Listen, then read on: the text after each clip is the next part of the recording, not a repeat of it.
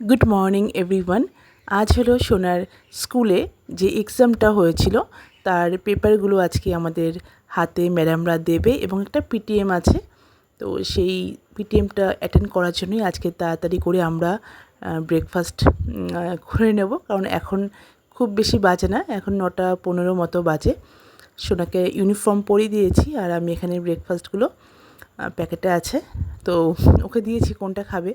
যেহেতু হাতে খুবই শর্ট টাইম, এতগুলো খাওয়ার মতো এখন সময় ওর হাতে নেই এবং আমার হাতেও নেই, তাই ওকে বললাম যে কিছু একটা মুখে দে, তারপরে এসে না হয় খাবি। যেহেতু 1 ঘন্টা মতো সময় আছে, মানে মিটিংয়ে 1 ঘন্টা পর বাড়ি চলে এসে তারপরে আবার ধীরে সুস্থে খাবি। ওর জন্য কোনো রকম ও একটা লুচি ছিঁড়ে খাওয়ার চেষ্টা করছিল, বাট খেতে পারেনি, হাফটুকু খেয়ে আর খায়নি। আর আমি তারপরে বাকিটুকু খেয়ে চলে গেছিলাম সোনার স্কুলে মিটিংয়ের জন্য। যেহেতু আজকে এক্সামের পেপারগুলো আমার হাতে দেবে, সেই জন্য একটু খুব টেনশনও ছিল মনে, আর ও নিজেও খুব টেনশন করছিল, কারণ যদি খারাপ হয় তো আমার কাছে বকুনি তো আছে এবং স্কুলের ম্যাডামের কাছেও ওকে বকুনি খেতে হবে, তাই জন্য একটু টেনশনেও ছিল। তো চলো আমরা বেরিয়ে গেছি।